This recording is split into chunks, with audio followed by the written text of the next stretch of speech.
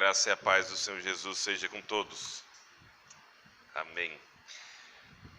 Irmãos, como o pastor Davi já falou, nós estamos iniciando um trabalho ali na Avenida do Café, praticamente, Capitão Pereira Lago, com a Avenida do Café. Precisamos muito das orações dos irmãos, que o Senhor seja gracioso conosco, para que estejamos pregando a palavra e o nosso Deus quebrante pecadores, para que formemos uma igreja. Uma igreja, ela se forma com pessoas convertidas, congregando, adorando, compromissadas com aquilo que o Evangelho nos traz. Então, é isso. Quero pedir que os irmãos abram comigo para Atos 18. Atos 18.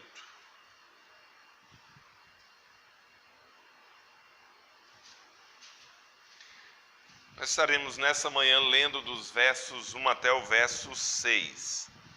Atos 18, dos versos 1 até o 6.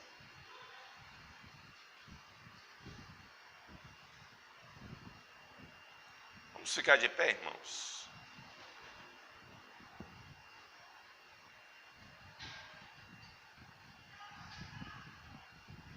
Imagino que todos acharam. Assim diz: depois disto, deixando Paulo Atenas, partiu para Corinto. Lá encontrou certo judeu chamado Áquila, natural do Ponto, recentemente chegado da Itália com Priscila, sua mulher, em vista de ter Cláudio decretado que todos os judeus se retirassem de Roma. Paulo aproximou-se deles e, posto que eram do mesmo ofício, passou a morar com eles e ali trabalhava, pois a profissão deles era fazer tendas. E todos os sábados discorria na sinagoga, persuadindo tanto judeus como gregos.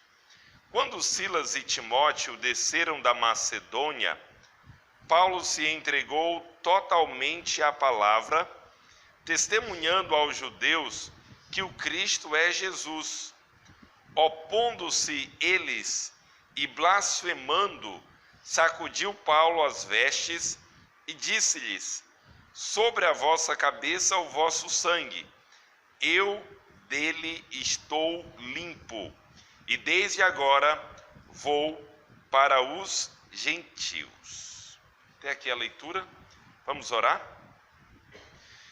Deus amado, queremos louvar o teu nome nessa manhã, que estamos reunidos, Deus, como igreja, como servos do Senhor.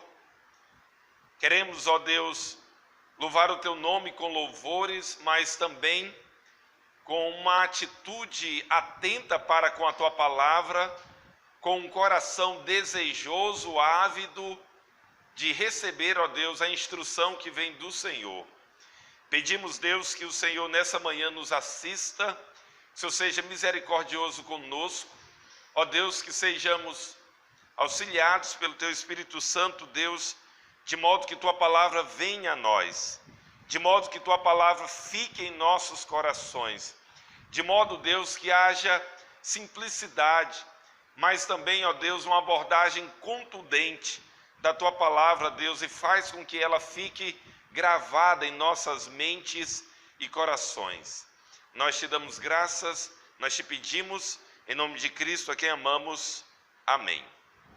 Queiram sentar, irmãos.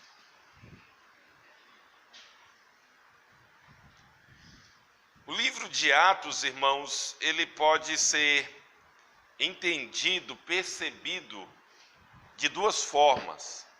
Tem duas grandes maneiras que estudiosos bem respeitáveis veem o livro de Atos. O livro de Atos é o Evangelho do Senhor Jesus sendo pregado desde Jerusalém até os confins da terra. Sendo que os capítulos 1 a 12, o ministério está focado, baseado em Pedro, um dos apóstolos. um daqueles que liderava o grupo dos 12, falava pelos 12. Os capítulos 13 até o 28, o apóstolo que está recebendo o foco é o apóstolo Paulo. Por isso o livro é chamado de Atos dos Apóstolos. Era uma forma de descrever no mundo antigo o trabalho de personagens proeminentes. Lucas, ele não está inventando um novo modo de registrar histórias de pessoas importantes. Estadistas, filósofos tinham essa forma, Atos de fulano de tal. Por isso o livro é chamado de Atos dos Apóstolos. Mas uma segunda maneira de entender o livro de Atos é que o livro de Atos, ele tem no versículo 8 do capítulo 1 uma espécie de miniatura do livro todo. Em Atos 1:8, quando os discípulos estão perguntando para o Senhor Jesus sobre o período em que o reino seria estabelecido, Jesus disse: olha, as datas não compete a vocês saber, mas vocês serão cheios do Espírito Santo. Deus, ele enviará o seu Espírito Santo. Vocês serão minhas testemunhas quando o Espírito Santo descer sobre vocês, e vocês serão minhas testemunhas em Jerusalém, em toda a Judéia e Samaria e até os confins da terra. Então o livro de Atos, ele também pode ser entendido como os discípulos como testemunhas de Cristo, pregando o seu evangelho em Jerusalém. Atos 1-7. Os discípulos como testemunhas de Cristo, pregando o seu evangelho em toda a Judéia e Samaria. Atos do 8-12. E os discípulos como testemunhas do evangelho de Cristo, pregando o evangelho de Antioquia até os confins da terra. O evangelho chegando até os confins da terra.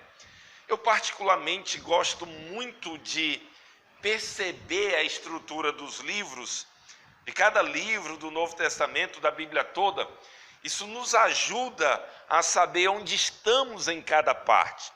E o texto que nós acabamos de ler hoje de manhã se encontra nessa última parte, o evangelho chegando até os confins da terra. O apóstolo Paulo é esse servo de Deus proeminente nessa parte do livro de Atos. Nós encontramos 3 viagens missionárias a partir de Atos capítulo 13. Em Atos 13:14, a primeira viagem. Atos 15, acontece uma parada em Jerusalém. Eles estão examinando um assunto muito sério. Como que alguém poderia ser salvo? Era crendo em Cristo ou crendo em Cristo e guardando a lei? Eles estão debruçados sobre esse assunto. Capítulo 16 é iniciada a segunda viagem missionária, e no capítulo 18 para o 19 é iniciada a terceira viagem missionária. Depois disso, Paulo vai para Jerusalém, é preso, fica 2 anos preso em Cesareia, tem a defesa diante das autoridades, vai para Roma, e o livro de Atos termina com Paulo ainda preso, com a ideia de que parece que vai ser solto em breve, mas pregando o evangelho com certa liberdade em Roma. Em Atos 18, nós estamos encontrando Paulo na sua segunda viagem missionária, já quase encerrando, já mais ou menos mais uma vez se dirigindo para Antioquia e Jerusalém para prestar relatórios. Era isso que ele, como missionário, fazia. Mas aqui ele está em Corinto. E nós encontramos ele chegando em Corinto depois de um período em Atenas. O texto diz: depois disto, deixando Paulo Atenas, partiu para Corinto.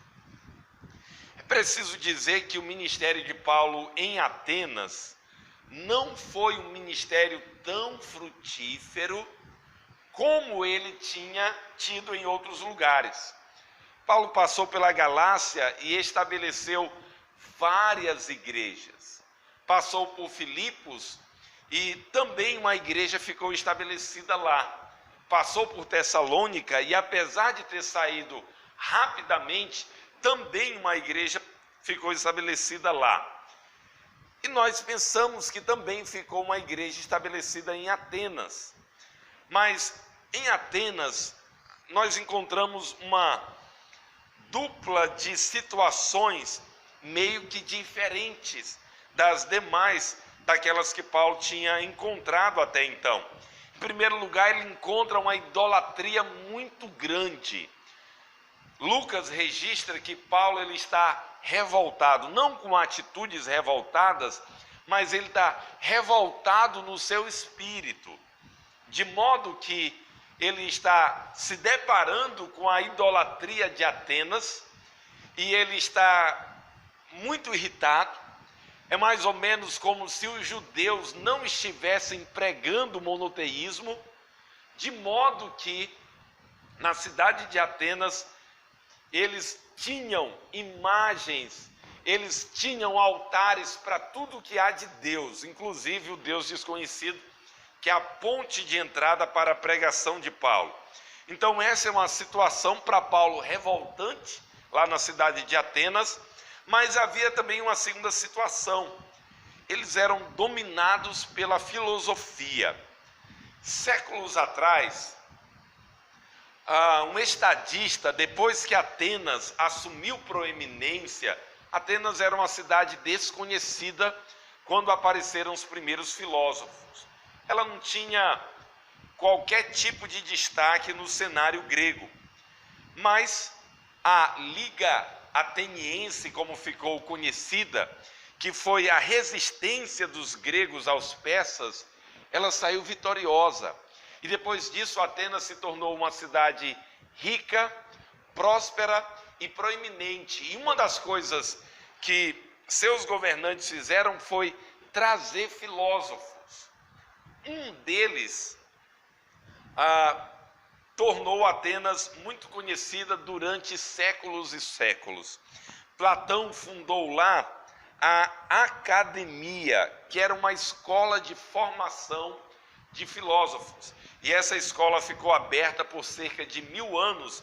Ela vai ser fechada praticamente 1000 anos depois, como uma escola que se opunha abertamente ao cristianismo, quando o cristianismo já tinha sido aceito, havia sido tornado a religião oficial do império.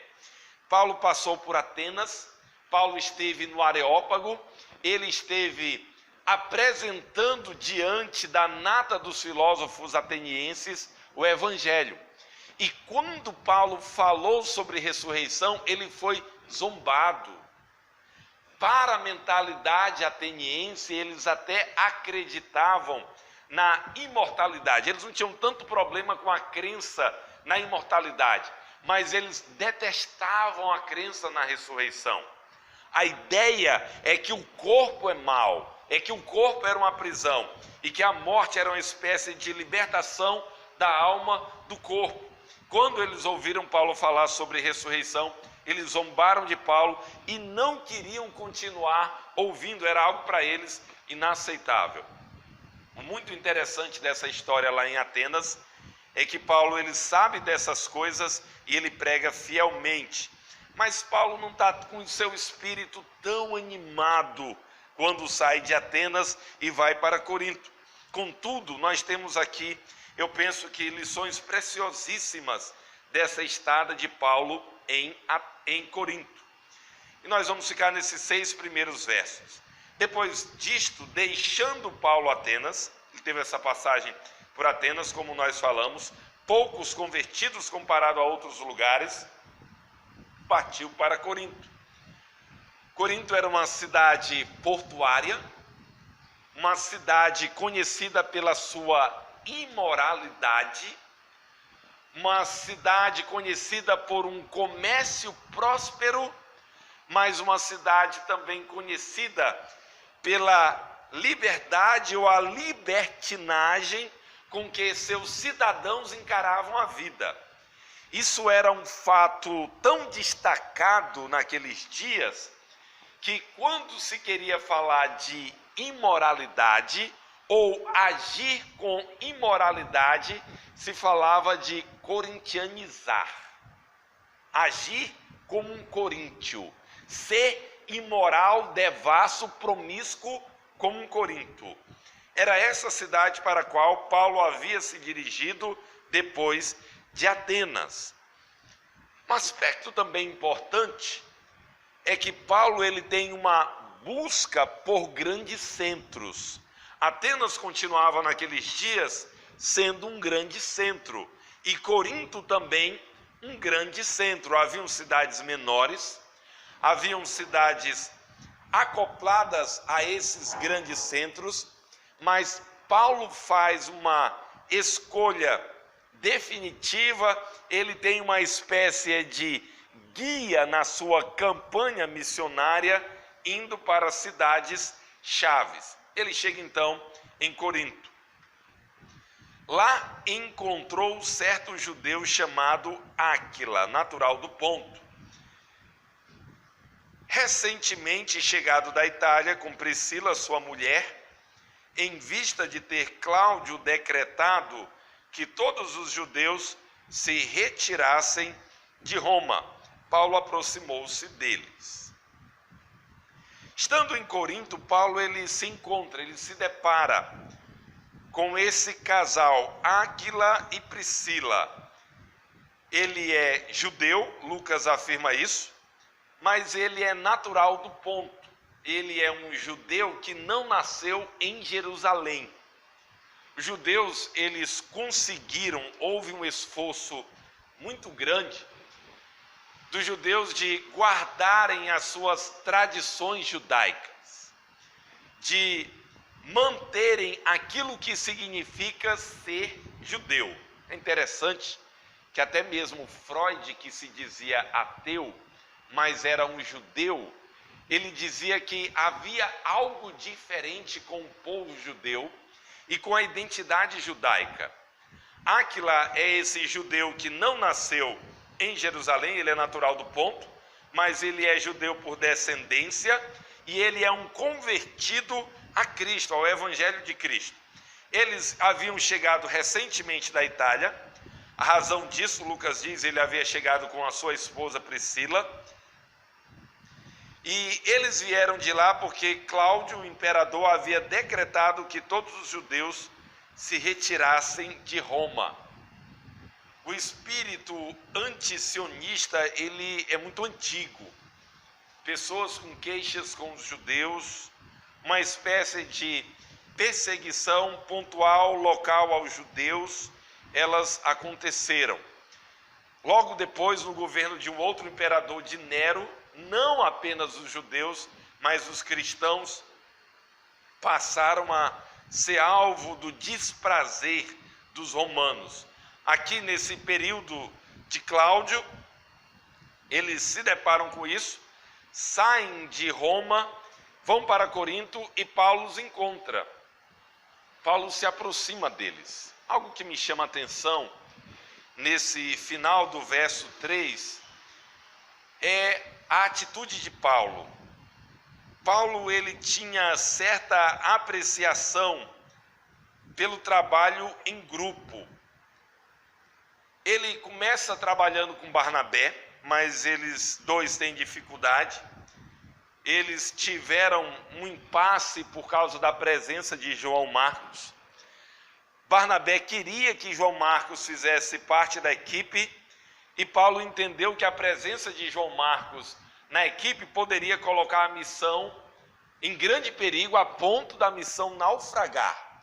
E eles têm esse impasse. O impasse é tão grande que Barnabé ele toma João Marcos e segue com ele, e Paulo toma Silas e segue com ele. Mas estava estabelecido em Paulo esse desejo por trabalhar em equipe. Quando ele chega nas cidades da Galácia, ele coloca Timóteo dentro da equipe. E quando nós lemos as cartas do Novo Testamento, a quantidade de colaboradores que estão acompanhando o apóstolo Paulo é enorme. Quando ele manda as cartas, fulano está comigo, Tíquico está comigo, Epafrodito está comigo, Demas está comigo, Lucas está comigo, eles enviam saudações. E aí Paulo está em determinado local e envia um dos colaboradores para outro local. Ele conhece esse casal de judeus cristãos e Paulo aproxima-se deles. Então Paulo é esse discipulador, é esse mestre que está treinando outros, está se aproximando de outros, está multiplicando colaboradores. Aproximou-se deles. Posto que eram do mesmo ofício, passou a morar com eles e ali trabalhava, pois a profissão deles era fazer tendas. 2 ou 3 coisas geram a aproximação de Paulo, Áquila e Priscila. Primeiro, eles eram do mesmo ofício, eles tinham o mesmo trabalho. E, irmãos, deixe-me falar rapidamente sobre esse aspecto, eu considero ele muito importante. Paulo fala sobre o exercício desse ofício. Paulo sabia fazer tendas. Algumas pessoas têm a impressão que o apóstolo Paulo, durante todo o seu ministério como apóstolo, ele trabalhou e ele não recebeu sustento de igrejas, não foi acompanhado por igrejas recebendo sustento vindo dessas. É um engano pensar assim. Paulo muitas vezes, de fato, ele trabalhou em uma profissão secular, que era fazer tendas. Eles tinham o mesmo ofício e ele trabalhava desse modo. Ele fez isso durante algum tempo aqui em Corinto, ele fez isso durante algum tempo em Tessalônica, e ele fez isso quando foi necessário. Mas Paulo muitas vezes foi acompanhado, a igreja de Filipos, por exemplo, acompanhou Paulo durante anos e anos e anos enviando ofertas. Nós temos evidências pela carta de Corinto, pela carta aos Filipenses, pelas cartas aos Coríntios e aqui também pelo livro de Atos, a gente vai considerar já um pouco mais. Paulo, ele é acompanhado pela igreja de Roma, pelo menos quando ele escreve a sua carta à igreja de Roma, ele diz que queria chegar à Espanha e queria ser encaminhado por eles, sustentado financeiramente. Quando ele está indo para outras regiões, nas 2 cartas que ele escreveu para a igreja de Corinto, ele diz que queria ser encaminhado por eles, apoiado financeiramente por eles. Não apenas financeiramente, mas também. Mas é fato, irmãos, Paulo também trabalhou em seu trabalho secular. Ele passou a morar com eles e ali trabalhava, pois a profissão deles era fazer tendas. Paulo assumiu não receber daquelas igrejas que ele estava naquele trabalho de plantio. E ele não recebeu da igreja de Corinto enquanto estava com eles. É tanto que quando escreve as suas cartas, em certo momento, os coríntios parece que não gostaram de Paulo não ter recebido, e ele disse que por não ter recebido deles, em nada havia sido inferior. Naqueles dias, era muito respeitoso que alguém que chamasse um filósofo remunerasse ele muito bem. E a igreja de Corinto estava muito conectada com a cultura. Ela queria ter remunerado Paulo muito bem. Paulo não aceitou enquanto esteve com eles. Isso gerou uma certa dificuldade. Quando Paulo está escrevendo sobre os falsos mestres, ele fala bastante sobre isso. Enquanto está entre eles, ele trabalha. Paulo diz que essa é uma maneira de não dar vazão ou espaço para os falsos apóstolos que estavam desde cedo fazendo da religião um meio de enriquecer. Trabalha, exerce o seu ofício de fazer tendas, se aproxima de Áquila e Priscila, mora com eles, eles estão mais ou menos próximos e estão trabalhando juntos, mas também estão pregando o evangelho juntos. Verso 4.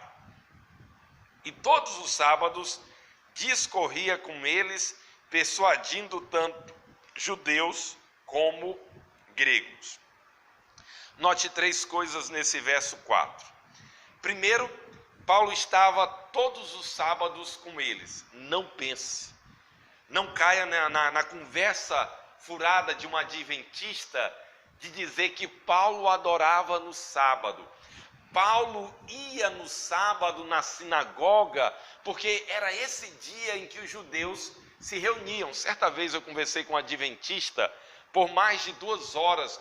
Olha, dizem eles, a adoração no domingo é a marca da besta. Me dá até vontade de rir de tão ridículo que esse tipo de pensamento é. Aí eles abrem passagem após passagem, Jesus adorava no sábado, o apóstolo Paulo adorava no sábado. Eles abrem passagens como essas e eles dizem, argumentam, abrem passagem após passagem com um argumento falacioso, mentiroso, com a interpretação de um grupo herege, que é isso que os adventistas são, argumentando que quem não guarda o sábado não é salvo. E eles pegam passagens como essas e querem dizer que tanto Jesus como Paulo e a igreja primitiva adorava no sábado. Isso é uma mentira. Paulo ia no sábado porque ele tinha como metodologia de plantação de igreja procurar os judeus, pregar para os judeus, testemunhar para os judeus, enquanto a porta com os judeus estava aberta. Uma vez que os judeus resistiam, começavam a blasfemar, começavam a resistir, começavam a rejeitar, Paulo separava-se deles e ia pregar para os gentios. Nós vamos ver esse quadro acontecendo aqui. Então, esse argumento que o Senhor Jesus ia no sábado. Por que Jesus ia no sábado? Porque os judeus se juntavam no sábado. Jesus ressuscita no domingo. Em várias passagens do Novo Testamento, eles estão servindo a ceia no domingo. Eles estão adorando no domingo, no primeiro dia da semana. A igreja, desde cedo, não é uma manifestação ou uma ordem de Constantino, como eles querem indicar, que a igreja se desvia a partir de Constantino. Muito antes disso, no Novo Testamento, nós já encontramos a igreja adorando no primeiro dia da semana. E todos os sábados discorria, note 2 palavras, a palavra discorria e a palavra persuadindo. Discorria quer dizer que Paulo argumentava. Algumas pessoas querem dizer o seguinte: não adianta você gastar tempo com um descrente apresentando evidências de que Deus é real, de que Deus existe. Hoje existe um ramo do cristianismo que se dedica a encontrar provas, evidências na criação, não necessariamente para fazer disso um evangelismo, mas para contradizer a tese dos ateus de que Deus não existe.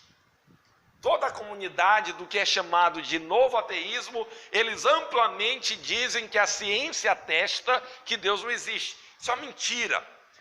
O apóstolo Paulo, ele discorria, ele argumentava, ele não está tão preocupado aqui em dizer que Deus existe, isso não era um problema, mas ele está querendo dizer que o Messias que os judeus esperavam é Jesus, o Nazareno. Jesus, ele veio em uma família simples, ele é filho de um carpinteiro. José reconheceu Jesus, ele foi gerado pelo Espírito Santo no ventre de Maria, e José e Maria eram uma família muito pobre. Jesus viveu em uma região dos termos de Israel, que era uma região caracterizada por total preconceito. Ele é chamado de Nazareno. Na cabeça dos judeus, o Messias, ele viria da Judeia. Ele teria que vir de lá, e ele é judeu. Jesus, ele nasceu em Belém. A Escritura nos deixa isso bem claro. Mas ele é chamado de Nazareno porque ele viveu toda a sua vida lá em Nazaré, naquela região norte. Aquela região norte, ela era totalmente desprezada pela elite judaica, porque naquela região eles diziam que eram judeus mestiços, judeus misturados, judeus que não haviam guardado a tradição judaica. Eles criavam, por exemplo, porcos. Lembra quando Jesus chega em Gadara? Ele chega e tem lá um endemoniado que cadeia nenhuma segurava ele. Jesus expeliu os demônios dele e entraram nos porcos. Era uma cidade que eles criavam porcos e muitos porcos. Os porcos se atiram precipício abaixo e gera tudo aquilo. Então, eram judeus que eles diziam, judeus misturados, judeus que não guardavam a lei, judeus que não mereciam respeito. Jesus, ele é dessa região. E por fim, Jesus morre cravado em uma cruz. Quando Paulo está falando para uma audiência judaica, esse Jesus que parece ser muito diferente daquilo que eles esperavam um judeu da elite, um Messias que viesse da elite, um Messias que viesse para arrebanhar a nação judaica contra os romanos. Eles estavam até aqui com os romanos, eles detestavam os romanos. Vira e mexe, havia um montim de judeus contra os romanos.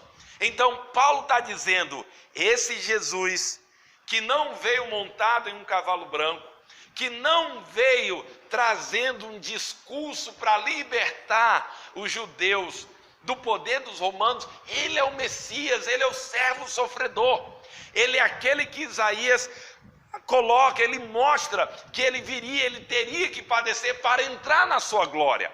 Paulo está argumentando, discorrendo, apresentando argumento após argumento, mostrando que esse Jesus de Nazaré, aparentemente fraco, ele é aquele que cumpre todas as profecias do Antigo Testamento e ele é o Messias, o Salvador em quem nós devemos crer.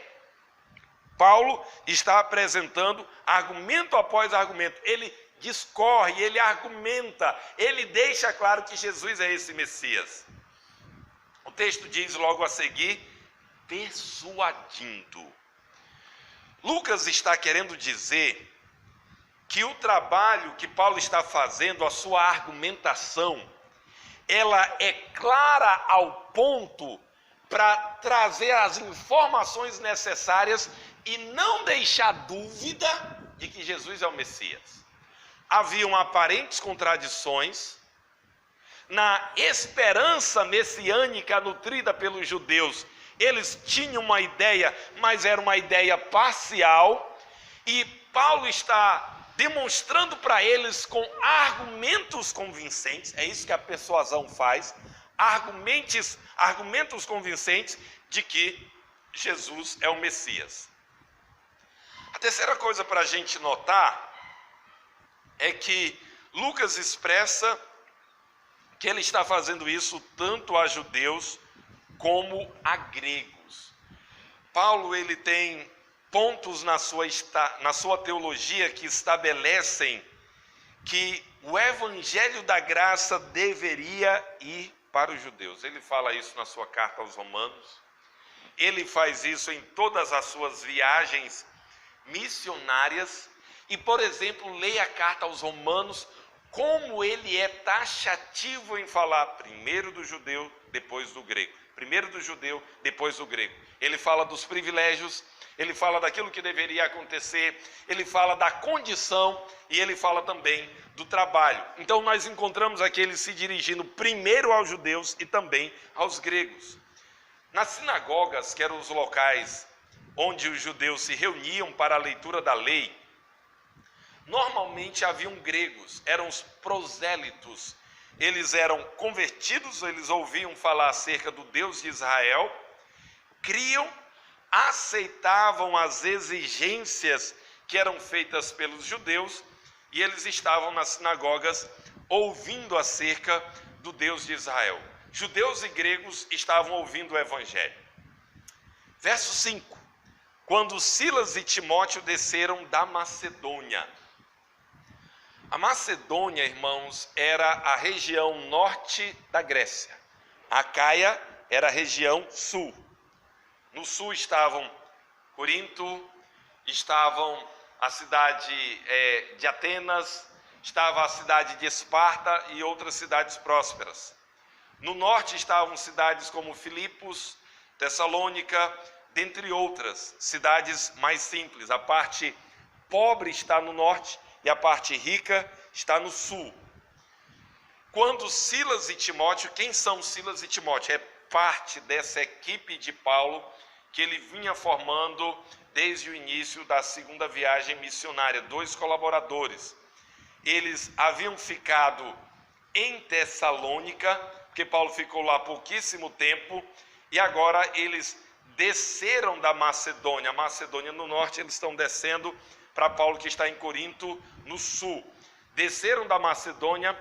Quando Silas e Timóteo desceram da Macedônia, Paulo se entregou totalmente à palavra.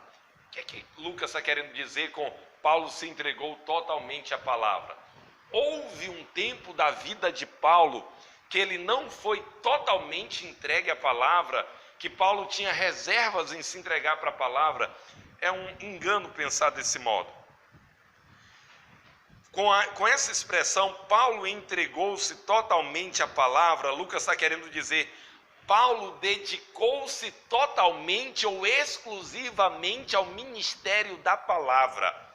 Anteriormente, Paulo estava fazendo tendas juntamente com Áquila e Priscila, mas quando Silas e Timóteo desceram, Paulo se entregou totalmente à palavra. Por quê? Ele está trazendo uma oferta das igrejas da Macedônia, muito provavelmente da igreja de Filipos, especialmente da igreja de Filipos, uma oferta que permitia que Paulo e a equipe trabalhassem durante um tempo dedicados exclusivamente à pregação do Evangelho. E, irmãos, algumas pessoas de forma equivocada querem dizer que os trabalhadores do Evangelho, tais pessoas devem ter uma profissão secular. Olha, o apóstolo Paulo, ele trabalhava. E todos os pastores, eles devem ter uma profissão secular. E realmente eu desejaria muito conversar com esses irmãos e chamar para a gente averiguar várias passagens das Escrituras, dizendo Paulo trabalhou sim, de fato, algumas vezes. Mas nós temos várias razões para pensar que a maior parte do tempo não. Que a maior parte do tempo ele esteve sustentado pela oferta de igrejas, como é o que acontece aqui. Dedicar-se totalmente ao Evangelho. Isso quer dizer que existem igrejas, entendendo o que Paulo fala lá em 1 Coríntios capítulo 9, quando ele diz que aqueles que pregam o Evangelho vivam do Evangelho. Então, eles descem da Macedônia, Paulo entrega-se, Paulo dedica-se totalmente à palavra, ao ministério de pregação, de ensino da palavra, testemunhando aos judeus que o Cristo é Jesus. Quando ele estava discorrendo, argumentando e convencendo, ele está testemunhando, ele está apresentando a partir das passagens do Antigo Testamento e também de evidências. Por exemplo, quando ele escreve a carta aos Coríntios, Paulo está defendendo a doutrina da ressurreição. E ele diz, quando ele escreve 1 Coríntios, que mais de 500 pessoas eram testemunhas de que Jesus havia ressuscitado. O que é que Paulo está fornecendo quando ele diz aquilo? Ele está dando evidências dizendo, de fato Jesus ressuscitou. Nós não podemos duvidar dessa crença. E se alguém duvidar dessa crença, pode fazer isso, mas pode ter certeza, há testemunhas para dizer o contrário. Nós temos como provar, a maioria dessas testemunhas vivem. Paulo está dando argumentos testificando que Jesus havia ressuscitado. Então, quando o texto diz, testemunhando aos judeus que o Cristo é Jesus, ele está dizendo, o Messias que as Escrituras tanto falam na Antiga Aliança, no Antigo Testamento, mostram claramente que todas as profecias, toda a descrição do Messias se cumpre em Jesus. O Cristo é esse Jesus que morreu em uma cruz lá em Jerusalém. Ele é exatamente o Messias prometido, foi ele que veio, ele é o Salvador, é nele que nós devemos crer. Então esse é o trabalho de Paulo, de testemunhar, de pregar, de anunciar, de levar o evangelho para eles e de modo que eles viessem a crer. Agora note algo muito importante no verso 6. Opondo-se eles e blasfemando. A palavra opondo-se aqui quer dizer que deixando de lado tudo que é racional, aceitável, crível. Paulo havia argumentado de tal modo que eles não tinham justificativa para dizer que não tinham ouvido as Escrituras e não tinham evidências claras de que Jesus era o Messias. Eles tinham todas as evidências. Houve o melhor de todos os mestres, sendo legítimo, pregando com clareza, apontando as Escrituras, explicando as Escrituras, dando evidências claras de que Jesus é o Messias, fechando os olhos, tapando os ouvidos, virando as costas para o que Paulo estava dizendo, opondo-se eles. Essa é a ideia da palavra. E blasfemando, rejeitando por completo a ideia de que Jesus era o Messias, falando de um modo tal que aquilo que eles falavam era uma rejeição não apenas de que Jesus era o Messias, mas também de que ele era Deus, o Deus bendito, como Deus o Pai é. Eles rejeitaram e eles blasfemaram. Opondo-se eles e blasfemando, sacudiu Paulo as vestes e disse-lhes. Paulo está fazendo um costume judaico. Ele agora está testemunhando contra eles. Ele está sacudindo as vestes, é um testemunho. Vocês ouviram tudo, vocês souberam, foi testemunhado para vocês que Jesus, ele é o Messias. Testemunhando Paulo, sacudiu Paulo as vestes e disse-lhes: sobre a vossa cabeça o vosso sangue. Paulo está citando Ezequiel. E ele está dizendo o seguinte: vocês são completamente responsáveis por causa da perdição de vocês. Ele está dizendo: do sangue de vocês eu estou limpo, eu dele estou limpo. Não há nenhuma culpa sobre mim do sangue de vocês. Vocês ouviram o evangelho, vocês ouviram o testemunho que Deus está enviando para o nosso povo. Vocês estão tapando os ouvidos, fechando os olhos, dando as costas ao evangelho, mas a culpa é de vocês. Desde agora vou para os gentios. Ele pega e diz: eu dele estou limpo, eu não tenho mais responsabilidade nenhuma em relação à culpabilidade de vocês, ao sangue de vocês, e desde agora vou para os gentios. Paulo vai pregar para os gentios de Corinto, e uma grande igreja é formada ali em Corinto. Uma igreja que foi muito problemática. Paulo teve que escrever várias cartas para aquela igreja. Mas ele prega a palavra e uma igreja é estabelecida. Algumas lições para nós, irmãos. Em primeiro lugar, uma lição que eu estou cada vez mais convicto dela. A igreja em nossos dias deve ser uma igreja missionária. Nós precisamos da visão missionária do livro de Atos, de levar o evangelho para todos os lugares. Nós podemos fazer isso de diversas formas. Nós podemos fazer isso indo. Se Deus falar conosco, se Deus falar com você, se levante e diga: eis-me aqui, Senhor, eu vou pregar o teu evangelho. Nós podemos fazer isso orando. Nós podemos fazer isso contribuindo. Nós podemos fazer isso nos engajando no trabalho de evangelismo que uma igreja faz no seu contexto local. Nós podemos fazer isso em lugares distantes, como o apóstolo Paulo fez, e em lugares próximos, como as igrejas sempre faziam, pregando na sua circunvizinhança. nós devemos continuar sendo uma igreja missionária. Pastor, mas nós somos tão limitados. O apóstolo Paulo, quantas vezes ele não teve as condições ideais, ele não parou de fazer. Irmãos, não paremos de testemunhar, não paremos de seguir o plano de Deus. Pode ser que não tenhamos as condições que nós desejamos, mas o Senhor estará conosco. Ele abençoará todos aqueles que se dedicarem à pregação do Evangelho. Uma terceira aplicação.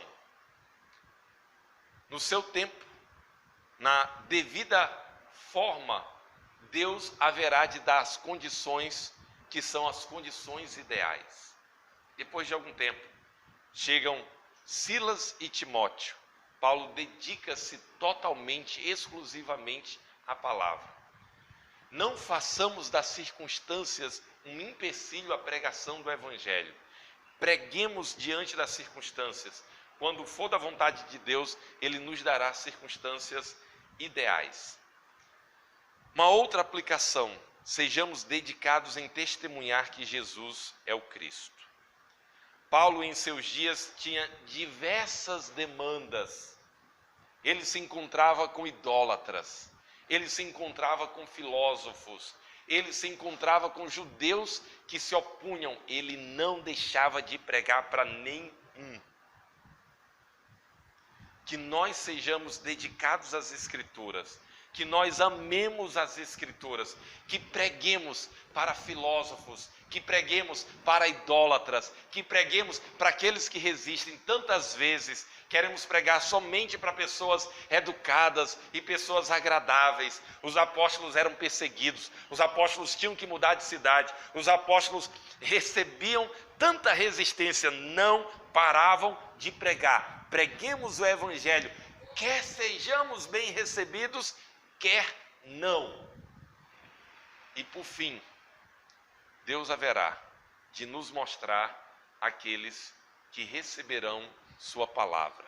Os judeus foram mal educados, resistentes, blasfemos. Paulo pregou aos gentios e eles creram. Que o Senhor faça de nós pregadores constantes da sua palavra. Que o nome dele seja glorificado por meio dessa atividade que vamos fazer para ele. Oremos mais uma vez, irmãos. Deus amado, muito obrigado por tua palavra. Faz com que ela fique estabelecida em nossos corações. Deus, faz com que preguemos tua palavra dia após dia, aos nossos parentes, aos nossos amigos. Senhor, nos ajude, Deus, com tudo aquilo que é uma limitação em nós mesmos. Tu bem sabes, Deus.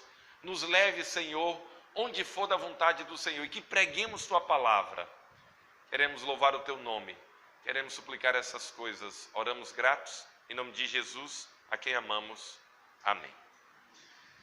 Irmãos, muito obrigado. Pastor Davi, muito obrigado. Um grande prazer poder trazer as Escrituras para os irmãos.